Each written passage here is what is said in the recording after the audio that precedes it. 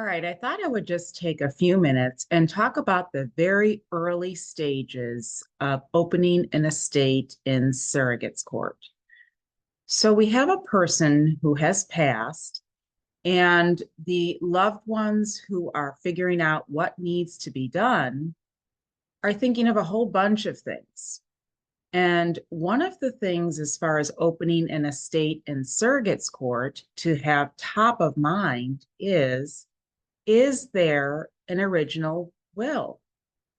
And that could be a dilemma as far as knowing whether there is one, or if there are multiple original wills, or if there may be more that will be uncovered sort of as the process unfolds. Sometimes a person may think they have the only original will, and then later on realize there's one filed for safekeeping in surrogate's court. And whether it's an older will than the one that was first seen or a newer will, there will be things to work out as far as how that looks like in the probate process. As well, sometimes people just can't find documents. So perhaps they do not know if there is a will, and during the process of cleaning out a house, they're continuing to look. And there's this unknowing as far as if there is going to be a probate proceeding and how that will look, or if there will be an administration proceeding, meaning there is no will.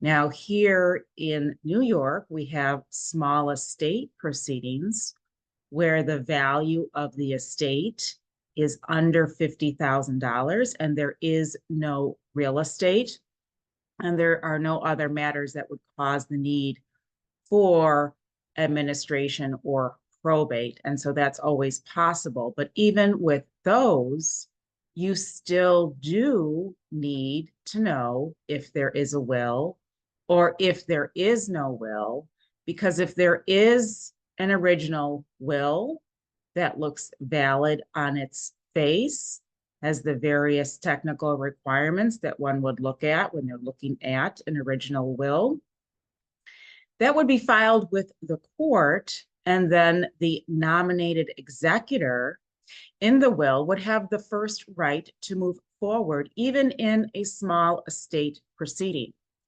Otherwise, we would look to next of kin, and there's a priority order as far as who gets the right to act first, second, if people are in equal place of possibly acting on behalf of the estate, and so on.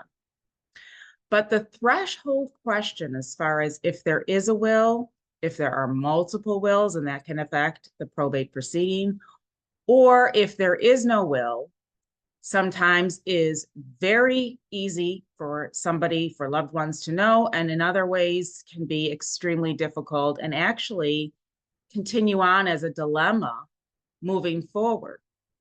But the whole idea is that we want to have the right person in charge of the estate, and we have to have the right paperwork filed with surrogate's court.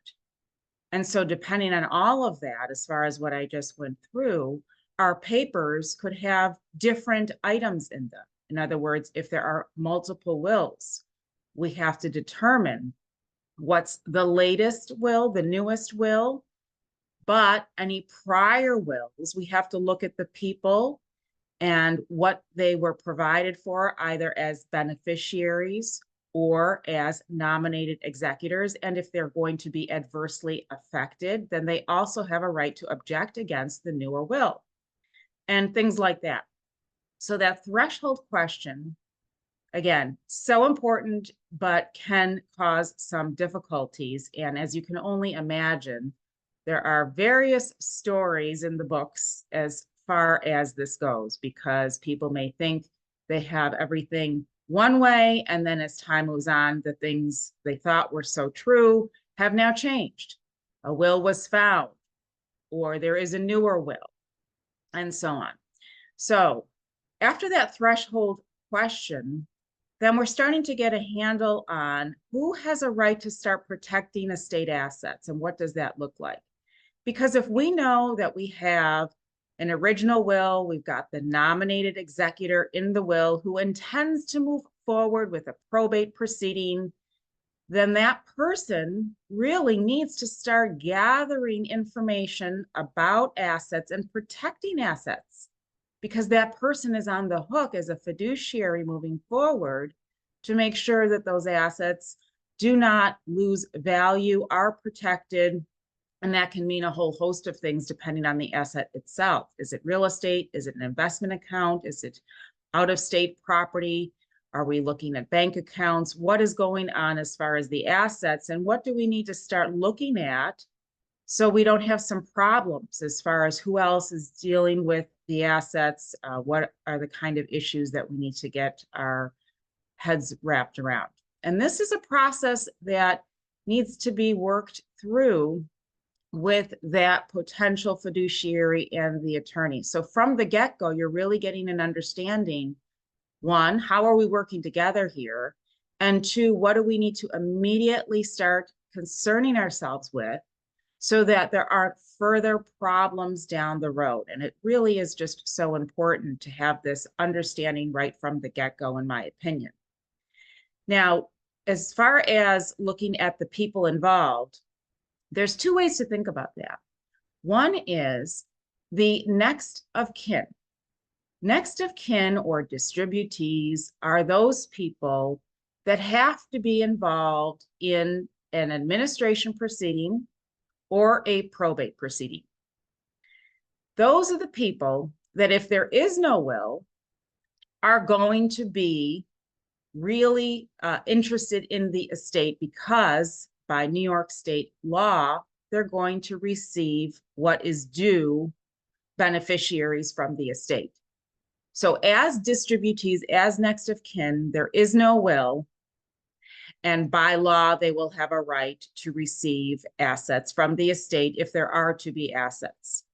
Now, the will, even though there is a will, may have the same people as far as who's to receive assets or distributions from the estate, meaning next of kin are often provided for in a will, spouse, children, grandchildren, things like that. However, what is so interesting and what people kind of don't really grasp, even when they're doing wills, is that next of kin have a right to object against the will. So those are the people that are involved, either whether there is a will or there is no will. And if there is a will, they have to understand that they are next of kin. The will may provide for lesser than they would have received if there was no will. And so they have a right to object against it. In other words, if you have a spouse and children who are next of kin, without a will, the children would actually receive half of the residuary estate along with the spouse, which is more than what they may receive through a will that simply states all to my spouse, the residuary to my spouse. And boy, that can get complicated when we have minor children and then we have a guardian ad litem involved, protecting the interests of the minor children and so on. So if you think about it, next of kin are going to be involved one way or the other. So without a will, they are the ones that will receive assets from the estate if there are to be assets from the estate. And that's a whole nother kind of subject to get into, but they're important as far as that goes. They will also be the people who will have a right in terms of who can proceed forward to act on behalf of the estate. But even if there is a will, they also have to be involved because they are going to be the people who have a right to object against the will. And so let's just review what I've said already. So first of all, we determine if there is a will or if there is no will. How complicated does that picture look? Are we kind of figuring things out? Is it going to be one of those situations where we're just not sure? Where can we start looking around? Did this person move recently? Did they just do a will recently? Could it be with the attorney's office? Maybe they gave it to the nominated executor. What does their house look like? Did they have their documents in one special place? Did they tell anybody where their documents were? Of course, we can look in surrogate's court to just see if there is a name with an address of that person so that we can see if there's a will on file and things like that. But let's say that we figured that out. Now we know, what are we looking at as far as petitioning surrogate's court? Are we looking at a probate proceeding where there is a will? Or are we looking at an administration proceeding where there is no will? And then going forward, of course, next of kin. No matter which way we look, we need to know those next of kin. Some situations, it's absolutely no problem whatsoever. We've got everybody identified, very simple, very easy. Others, we have great complications, and right from the get-go, we've got some issues to deal with.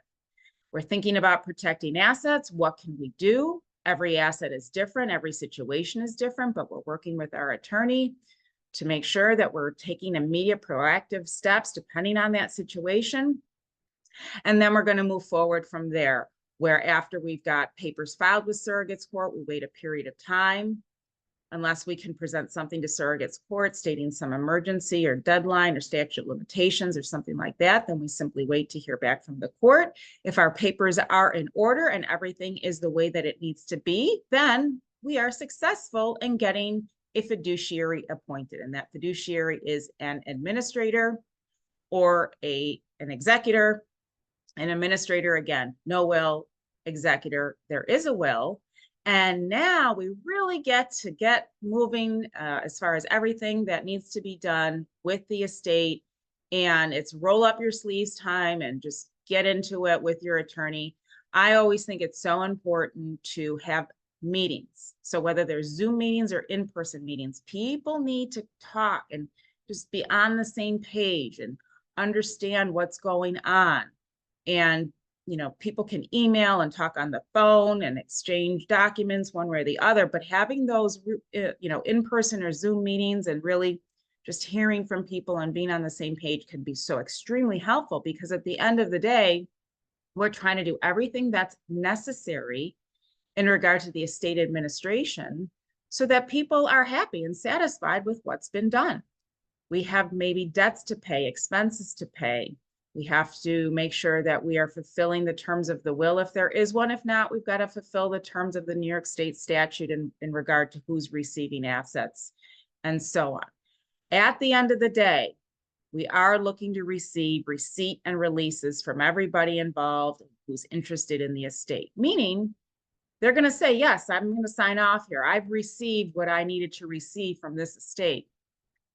I'm going to release the fiduciary from any further claims that I may have. I'm happy with what I've received. Now, that is going to be a part of an accounting. The fiduciary is going to account for his or her activities as the fiduciary of the estate.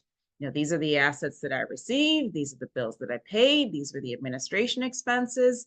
And that final account is really a story of the estate.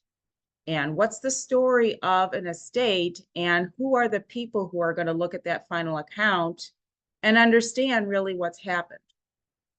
So I really just wanted to give some ideas about opening an estate and some of the beginning ideas. I just kind of going a little bit this way and that, because I've been receiving a few phone calls as far as people feeling a little bit lost as far as even how to start. I thought, why don't I at least do something that may be helpful for people when they're at this point as far as thinking about what needs to be done.